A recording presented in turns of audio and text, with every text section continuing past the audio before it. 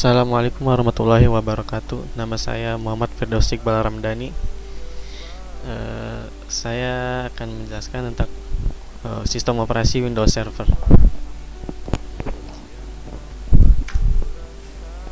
Yang pertama, pengertian Windows Server. Windows Server adalah sistem operasi versi Windows yang khusus digunakan untuk server atau data center. Berarti sistem operasi Windows Server ini adalah sebagai pusat fungsional gitu kan, server dan juga pusat data. Biasanya digunakan sebagai server networking perusahaan, berbagai layanan berbasis cloud, atau sebagai server website, web application, dan lain sebagainya. Mengenal pengertian dan macam jenis versi sistem operasi Windows Server, pembangunan teknologi informasi dan komunikasi saat ini sangatlah cepat, bahkan lebih cepat dari perkembangan sumber daya manusianya sendiri. Pemanfaatan teknologi informasi saat ini sudah menjadi kewajiban untuk bermacam-macam bidang pekerjaan, mulai dari kedokteran, penelitian, pendidikan, dan sebagainya. Ini sudah kita bisa dibuktikan karena teknologi zaman sekarang tidak lama dimunculkan, pasti muncul teknologi yang baru. Pemanfaatan teknologi juga kita sudah rasakan, contohnya di bidang pendidikan. Kita kuliah secara online menggunakan Zoom, Google Meet, terus Google Classroom, pokoknya banyak. Windows Server pertama dirilis pada tanggal 24 April 2003 dengan edisi yaitu Windows Server 2003. Setahu saya Windows Server 2003 itu mirip-mirip sama Windows XP ya.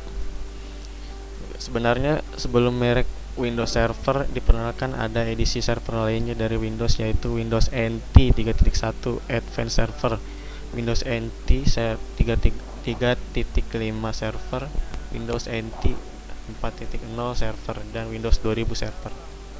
Sebelum ganti nama jadi Windows Server, berarti sebelumnya adalah Windows NT begitu. Nah, ada juga fungsi-fungsi dari Windows Server itu, sistem operasi Windows Server itu sendiri. Yang pertama, membantu mengoperasikan kebanyakan proses pelayanan server dari perintah sistem operasi berdasarkan arsitektur yang dimiliki server tersebut. Yang kedua, memberikan hak kepada para pengguna untuk mengakses dan memanajemen server baik melalui GUI atau Graphical User Interface maupun CLI atau Command Line Interface. Yang ketiga, membantu konfigurasi server lanjutan baik dari segi hardware, software, maupun konfigurasi layanan jaringan tersebut. Yang keempat, membantu mengelola dan juga memonitoring komputer klien yang terhubung pada sistem jaringan dan juga sistem operasi untuk menjalankan sistem jaringan tersebut. Yang kelima, fungsinya adalah menyediakan sebuah antarmuka atau interface terpusat yang dapat membantu para pengguna, para pelaksana keamanan atau admin. Berarti membantu para pengguna pelaksana atau adminnya untuk menjalankan beragam proses. Salah satunya adalah proses administratif.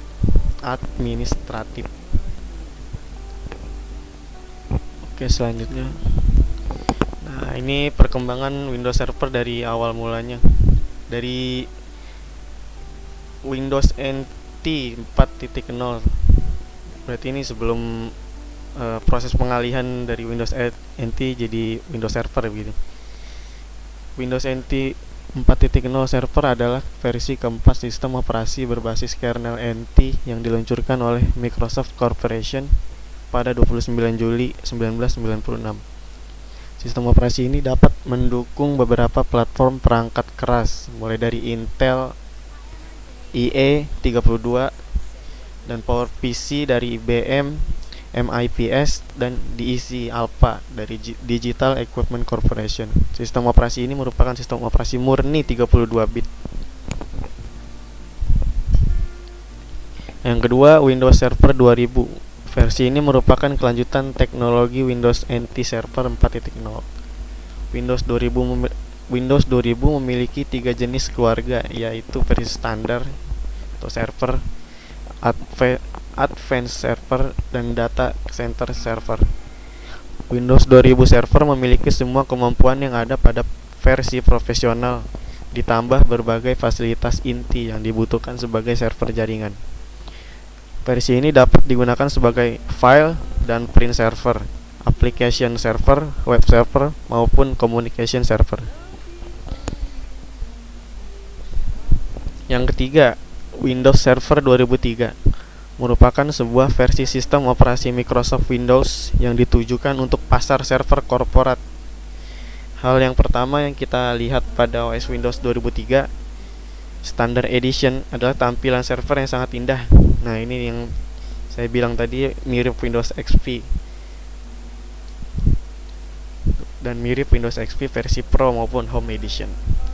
Yang keempat ada Windows Server 2008, sebuah versi baru Windows Server yang dirilis pada tanggal 27 Februari 2008. Windows Server 2008 dibangun di atas beberapa keunggulan teknologi dan keamanan yang pada awalnya diperkenalkan pada Windows Vista.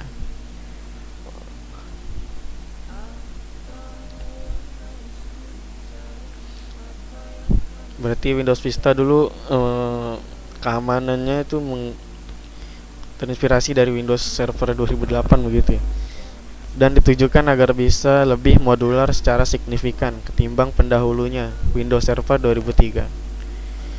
Windows Server 2012 sebelumnya kodek Windows Server 2008. Oh, berarti Windows Server 2012 itu sebelumnya bernama kodek Windows Server 8.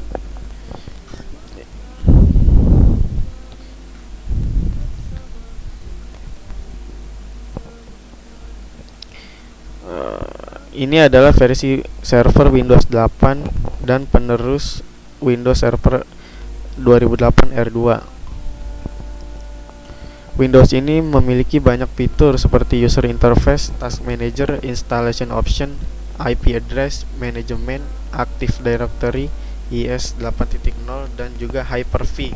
Hyper-V itu digunakan untuk virtualization kebutuhan virtual yang seperti contohnya emulator, Android Studio begitu.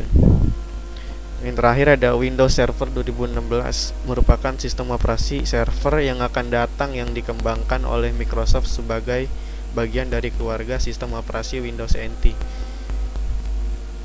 Windows Server 2016 dikembangkan bersamaan dengan Windows 10. Wow. Fitur yang ada pada sistem operasi ini sangat banyak, dengan spesifikasi komputer yang diperlukan lebih tinggi. Windows Server versus Windows biasa atau Windows Desktop. Hanya dengan pandangan sekilas, kalian mungkin kesulitan membedakan antara Windows Server dan Windows versi biasa. Desktop terlihat sama, termasuk taskbar, icon, dan tombol start. Berarti secara tampilan Windows Server dan Windows Desktop biasa itu nggak ada bedanya begitu ya. Ternyata setiap rilis Windows Server sesuai dengan versi konsumen Windows biasa. Windows Server 2003 contohnya. Versi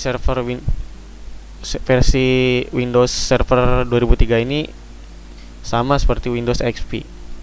Versi saat ini termasuk Windows 2016 yang didasarkan pada Windows 10 Anniversary Update dan Windows Server 2019. Dengan Windows Server dan Windows biasa, kalian juga dapat melakukan banyak fungsi yang sama di keduanya. Kalian dapat mendownload dan menginstal program Notepad yang termasuk dalam Windows Server. Namun, kedua versi tersebut memiliki lebih banyak perbedaan daripada kesamaan. Yuk, mari kita tinjau beberapa perbedaan dari mereka. Yang pertama, Windows Server memiliki Enterprise Management Software karena Windows Server ditujukan untuk bisnis. Itu perbedaan pertama, berarti Windows Server ditujukan untuk keperluan bisnis.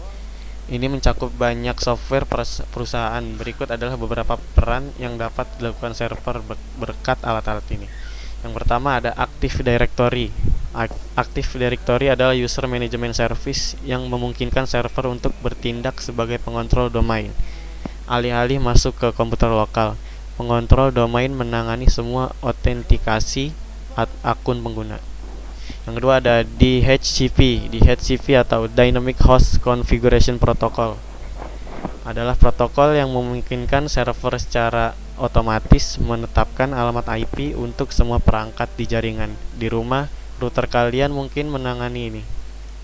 Tetapi dalam pengaturan bisnis, staf IT dapat memanfaatkan fungsionalitas DHCP yang lebih besar di Windows Server. 3. Ada file dan storage. Memiliki server file untuk perusahaan kalian adalah penggunaan umum lainnya. Ini memungkinkan kalian menyimpan data penting di lokasi pusat dan mengatur izin untuk mengontrol siapa yang dapat mengakses. Yang keempat ada print service. Jika sebuah bisnis memiliki lusinan printer di seluruh gedung, ini bisa membuang waktu staf IT untuk mengonfigurasinya secara terpisah untuk setiap workstation baru. Menyiapkan print server memungkinkan kalian menetapkan printer dengan mudah ke komputer dan mengurangi pekerjaan yang berlebihan. Perbedaan yang kedua nih, Windows Server memiliki lebih sedikit keterbatasan hardware. Kebanyakan orang tidak khawatir tentang jumlah maksimum RAM yang dapat mereka masukkan ke dalam komputer mereka. Windows 10 Pro memungkinkan kalian untuk menginstal hingga 2 TB RAM yang sangat besar. Namun, sebagian besar pengguna tidak memiliki lebih dari 32 GB RAM di sistem mereka. Jadi bahkan menginstal 1 TB RAM akan menjadi gila. Mengetahui hal ini, dapatkah kalian percaya bahwa Windows Server mendukung hingga 24 TB RAM? Ini juga memungkinkan kalian untuk menggunakan hingga 64 soket CPU yang jauh lebih besar dari 2 soket yang didukung Windows 10. Berarti Windows Server ini tidak sedikit terbatasnya memasang hardware, bisa sampai 24 TB RAM-nya. Nah, selanjutnya kelebihan OS Windows Server. Kelebihan yang pertama itu memiliki power cell sehingga dapat beroperasi tanpa menggunakan graphical user interface. Tadi kita sudah bahas ya. Yang kedua, adanya power cell pada Windows 2008. Windows Server 2008, sehingga administrasi jaringan bisa mengawasi komputer klien dari jarak jauh. Kayak sistem remote gitu dari jarak jauh. Yang ketiga, dapat mengatur besar bandwidth yang digunakan oleh aplikasi komputer yang terhubung ke server jaringan. Yang keempat, memiliki kemampuan untuk memilih fungsi-fungsi yang akan diinstal sehingga apabila membutuhkan fungsi lain, maka Anda dapat menambahkannya tanpa harus menginstal ulang. Yang kelima, memiliki fitur Network Access Protection yang dapat mengontrol network security untuk keamanan jaringan. Yang keenam, melalui Windows Server 2008, maka perusahaan dapat mengendalikan serta mengontrol server karena adanya fitur pengendalian di dalamnya. Yang ketujuh ada memiliki fitur Network Client Administrator yang bisa digunakan dalam penyediaan layanan pada Macintosh atau macOS. Yang kedelapan, mempunyai modal keamanan yang berbasis domain. Selanjutnya, memiliki alat yang dapat mengintegrasikan netware dan mengontrol jaringan. Selanjutnya, Windows Server sudah terintegrasi dalam paket back office. Kelebihan yang terakhir ini, Windows Server kompatibel digunakan pada sistem operasi lama seperti Microsoft DOS atau IBM OS. Selanjutnya, kekurangan sistem operasi Windows Server. Yang pertama, keamanan dari Internet Information Service.